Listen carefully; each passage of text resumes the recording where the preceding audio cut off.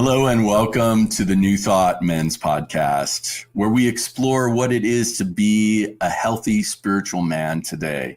I'm Eamon. It's great to have you with us.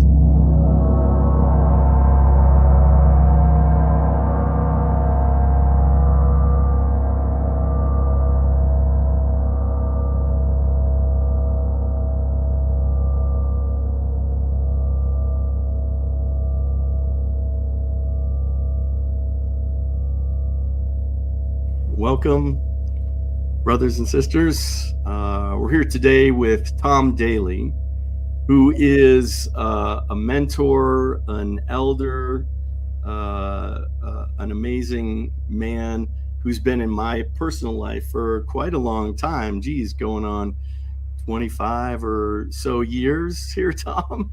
Yeah. quite a while.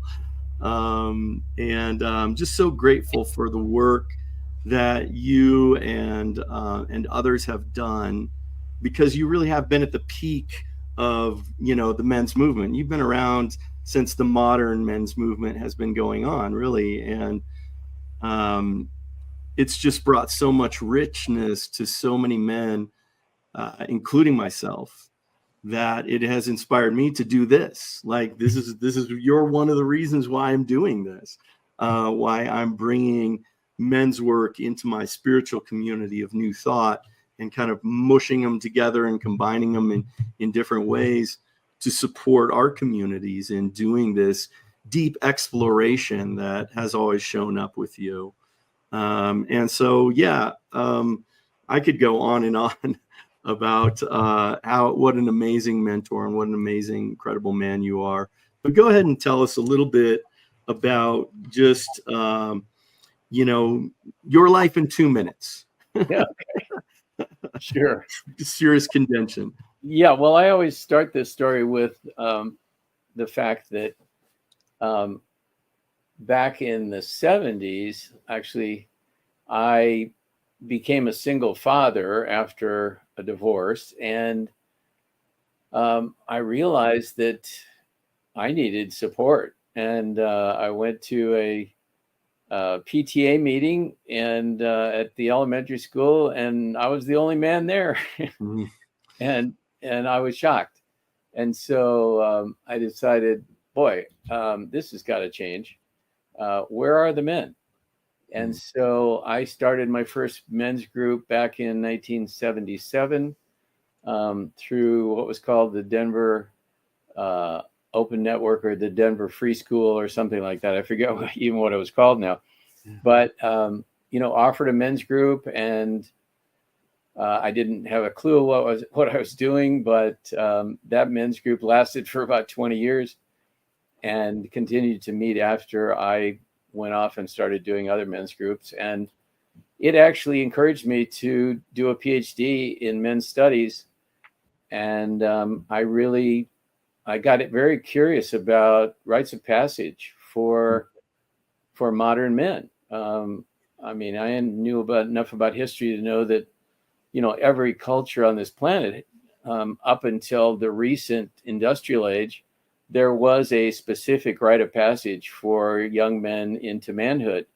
And you look at any tribal culture, you'll find, that there is some kind of a ceremony and that helps men make this leap from being a boy and a youth to being a man in the community.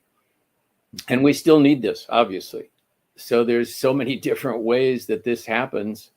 A lot of young men choose the military for that reason. I mean, they feel like that's a path to manhood. And some men come out and, express their affection for other men and say, I'm going down a different path. And no matter what path a man takes, it's important for it to be honored and appreciated and ritualized and ceremonialized in some way.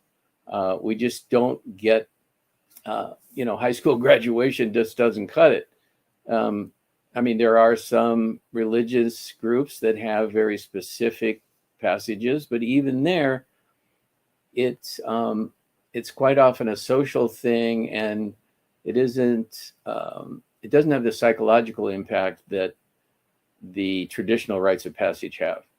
So, the organization that you got involved in with me, we always had some kind of support for younger men. We would take men out into nature and offer an experience for them to feel that they're taking that step, at least one small step. And then I also realized that there's rites of passage that happen in midlife and for elders. And, I'm currently working on how to help men in their 60s and 70s step into their elderhood so that they can mentor younger men. And of course, that's going on, at many different levels of society. And yeah, but it's still an uphill battle. I mean, it's still one man at a time. And there's certainly not any kind of consensus out there in the world about, how to do this right. And especially in this dramatically transforming, changing time, where we have so many, well, I would call it a polycrisis on the planet. We need men to step into their generative masculinity, being strong, heartful, clear, community-oriented, connected to the earth, as we've spoken about before in the other part of the program. It's really necessary to address all these, socioeconomic issues.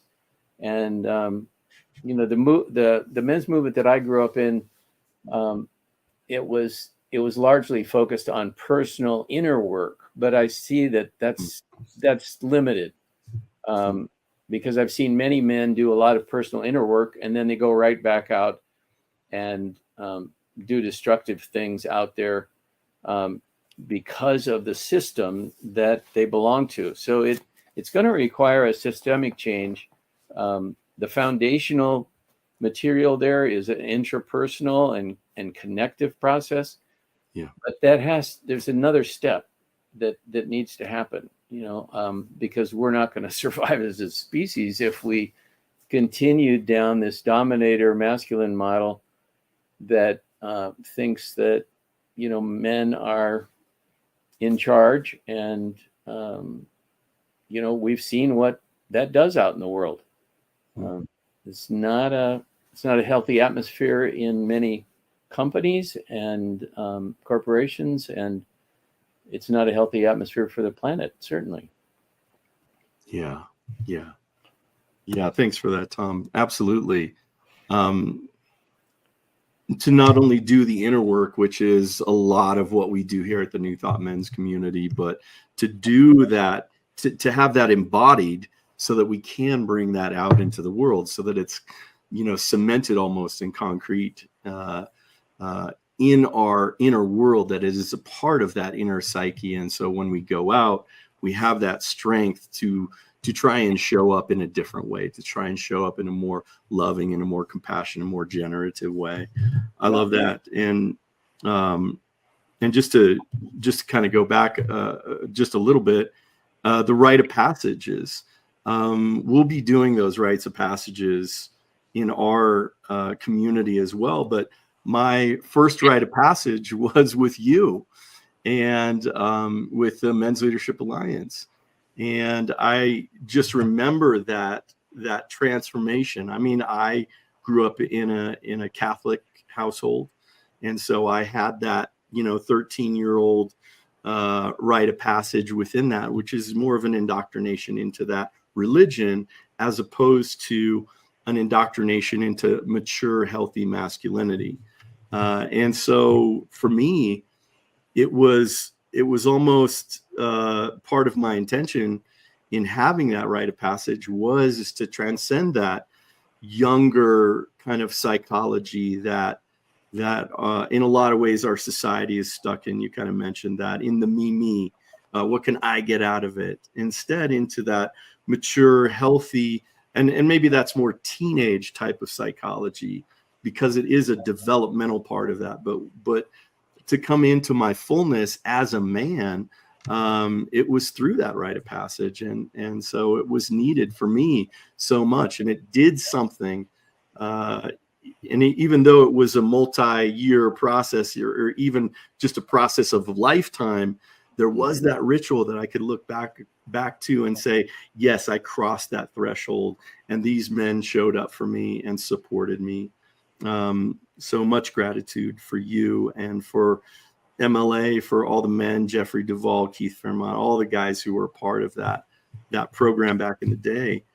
And so now kind of, I love what you're doing now. Is just like, I love that cardio narcissist. Yeah, cardionosis. Cardionosis, that heart connection. And I think, we as men have grown into that, or at least I can speak to myself. I've grown into that more so, even though I was probably more of a feeling kind of man to begin with, but it made it okay to have those kinds of, that heartfelt kind of loving, kind, generous connection.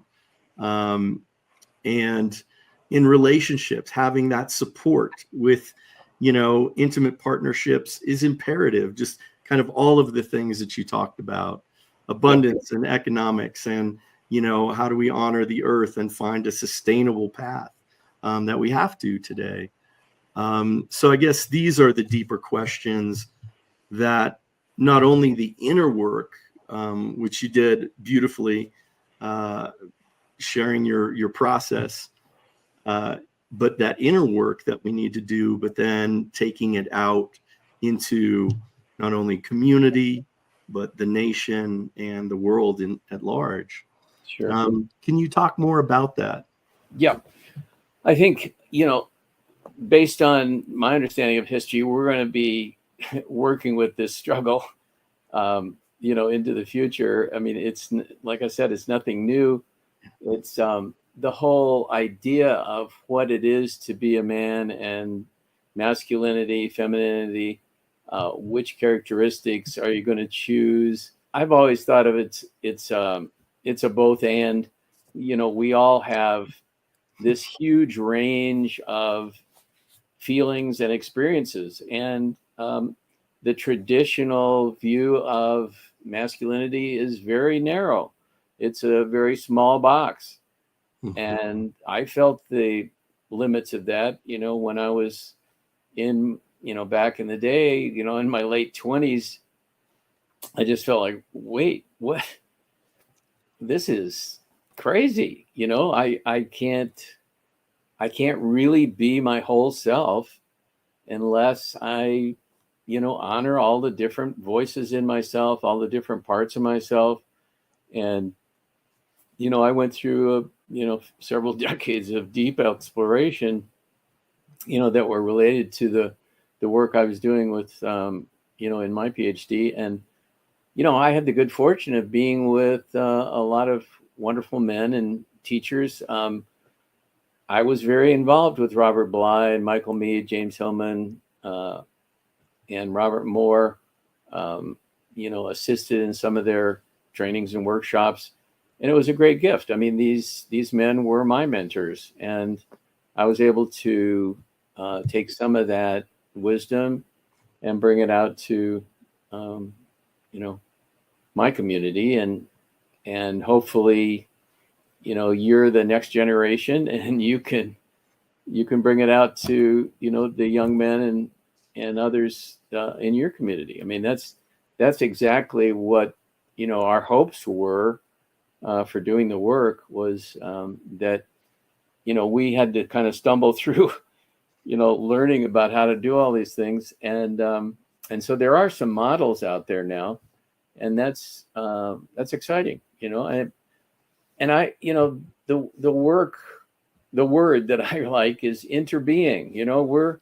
We're all connected, and no matter what state a man is in terms of his, where he is on the pendulum swing in terms of his definition of masculinity, we have to honor all those. I mean, it's we take the we have to take it all. I mean, I remember some men that came to us having been initiated in the American military, and they came in with a certain mindset, and gradually over time they were able to see that the limits of what they were taught. I mean, boys don't cry, but in our circles, vulnerability is the key, actually. I mean, we understand that, out there in the world, especially in the corporate world, there's a lot of competition and mistrust of other men. And so finding a men's group, I think, has been key. I mean, ever since the 70s, I've been in a men's group, and I can't tell you how many times the men's groups that I've been in have actually saved my life. I mean, I've been through many crises, in my life over the years, and if had I not had the support of the men in my life, I'm sure I would have been, I wouldn't have survived, in the way that I have. Something else would have happened, and it's really not fair to our partners, whether that's a man or a woman, to have that person be the sole support for our life experience. So I'm glad that men's groups are still happening. There's lots of men's groups, many different levels of men's groups. And, as I mentioned earlier in the talk, there are still so many different levels of men's groups out there. And you and I have a particular brand of that, but anything that supports a man deepening into their soul work and expressing that out in the world, like you had just mentioned, is fantastic. And I see a lot of really wonderful groups out there doing wonderful things, but at the same time, if the men in those organizations don't have that, kind of bigger perspective about the impacts of how they were raised, and we all have some racial biases and gender biases and religious biases and political biases, and so we need a place to explore that in an open environment where we can actually put things out and be heard. So I think listening is a key here, and that's what, to me, men's groups have always been about, this deep listening to each other, so that we can so that we're not emotionally constipated, and have all this stuff going on inside of us and not have an expression for it. So it's I really appreciate this project that you're doing and supporting. That's why I'm here, really, is to support the ongoing nature of this work, so that we as men can be more whole human beings. And that's it. I think, the whole man theory is the one that I really love, because it's not like, in the traditional or the societal masculinity, which says, hey, here's the parameters. It's kind of like going back to the Tony Porter and the Man Box. If you hadn't heard of that, look it up on the internet. How do we fit ourselves into this small mold, instead of, hey, we're holistic human beings. The concept that, we don't have feelings, or we don't have this spiritual, we're just mental and physical. We're here to do the work. And, all of that kind of stuff is almost an insult to the experience and the expression that we are here to be, because to deny, and, many of us it's been denied since 2 years old, 5 years old, 6 years old, don't cry, don't have those emotions. And then we go into a relationship and we wonder why our partner's asking, what are you feeling? Well, what do you mean? That's the stuff I push down. And, to be able to, like you were talking about, have that group of men that I've been in one for over 20 plus years. It's I can't imagine my life without these group of men. Even though we're no longer in that circle together, I still connect with them. I still count on them. We're still friends, and probably will be our whole lives because of that. But to be the authentic self that I am, to be able to show up, to be able to have challenges, to be able to practice this stuff, practice communication skills, practice building trust, practice, listening skills. Where do we get to do that? And I think for me, men's groups have been, and I've been in tons of men's circles and tons of men's groups, but that is the place where there is that safety net that's provided for us as men to be able to show up in our more vulnerable selves, in our more authentic selves, to be able to have that kind of support, to be able to be that whole man that we genuinely are, even though we've tried to suppress it and push it down. It comes out in weird ways. We've done tons of shadow work with you and in Men's Leadership Alliance. It comes out in some weird ways if you don't honor those parts of it. And I loved what you said about just even the traditional masculine roles, to be able to honor and know that at least that's a part of our past. And moving forward, what are the new models? What are the skills?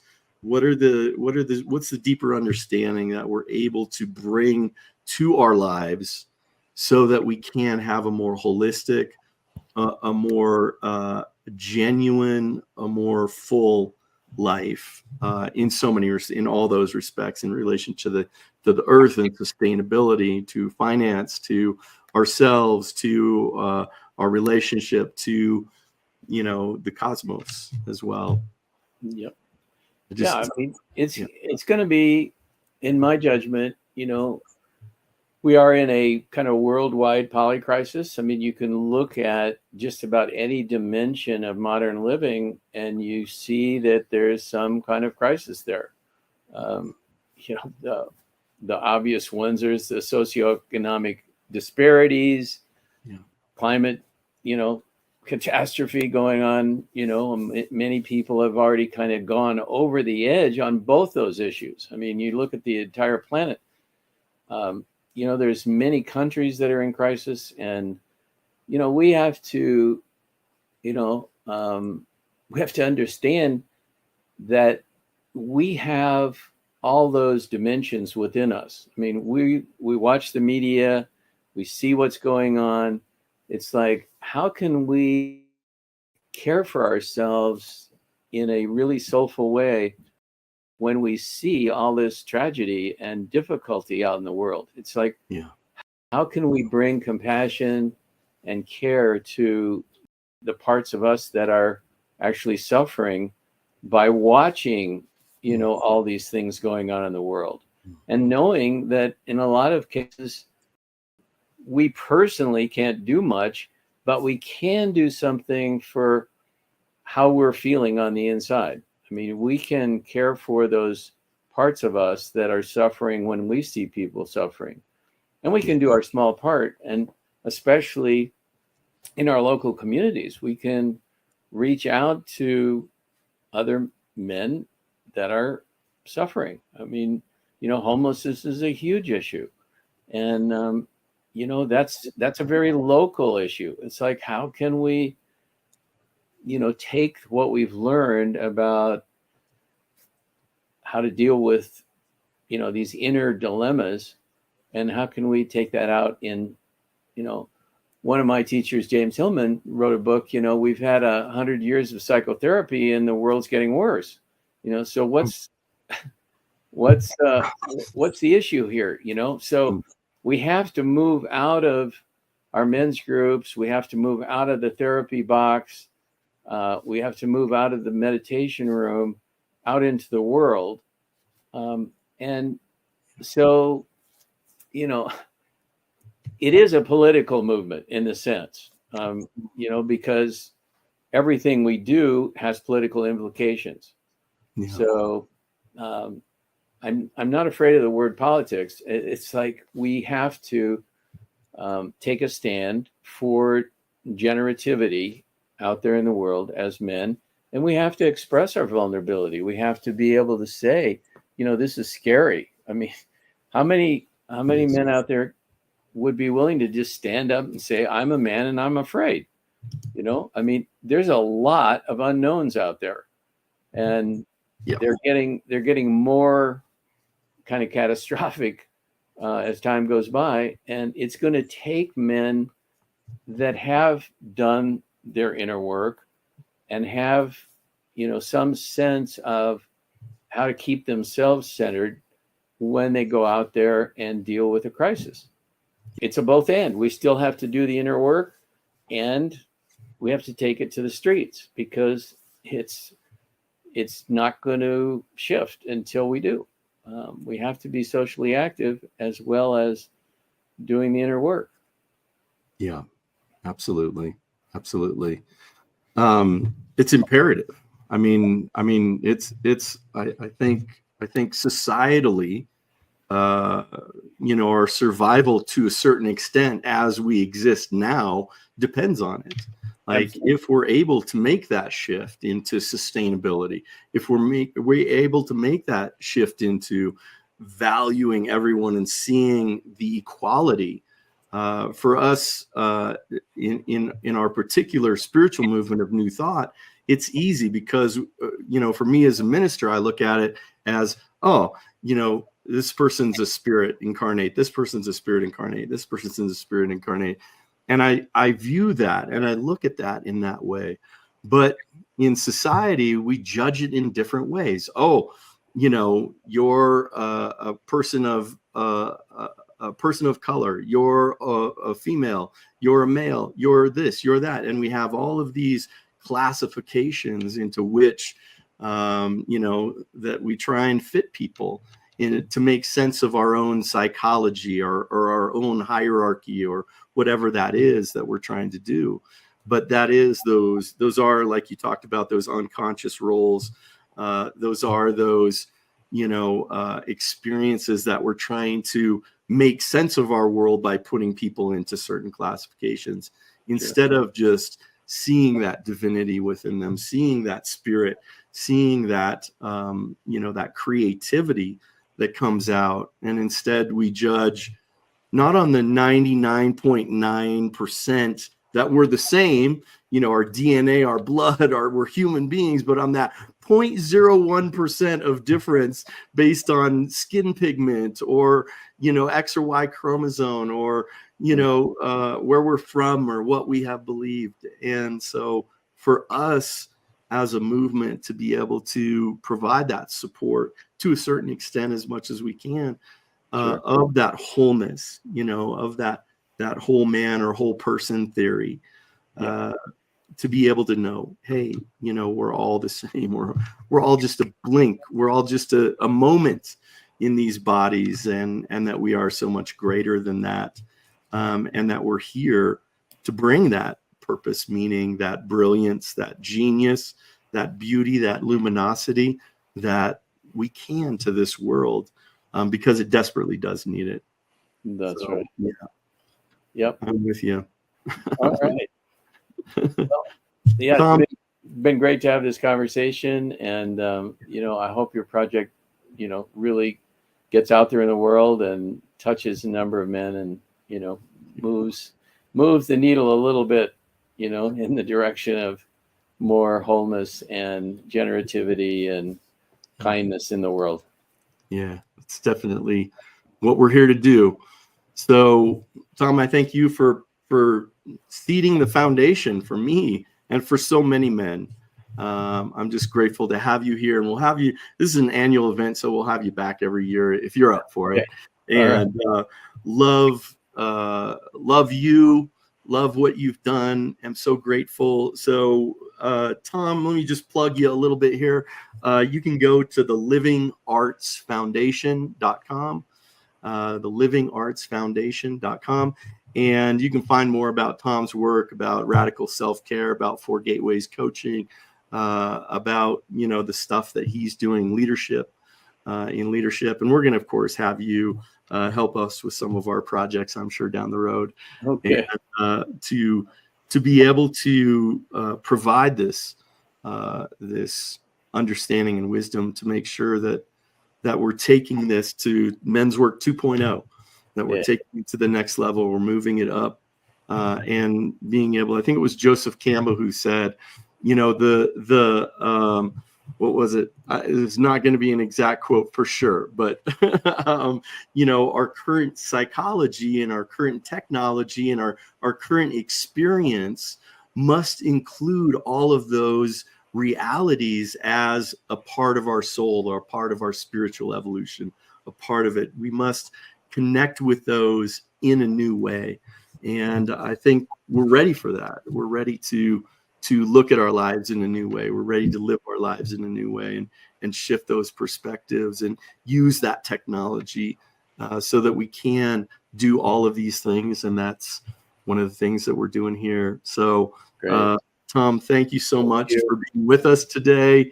Blessings on this program. You are a beloved elder in this movement, and I look forward to so many more conversations with you. Great. Thanks so much, Eamon. Bye-bye. I hope you enjoyed this interview from the New Thought Men's podcast. For instant access to all podcast interviews, talks from our summit, men's groups, and so much more, join us at newthoughtmens.community. Thanks so much for being with us today. There's more to come, so stay tuned in.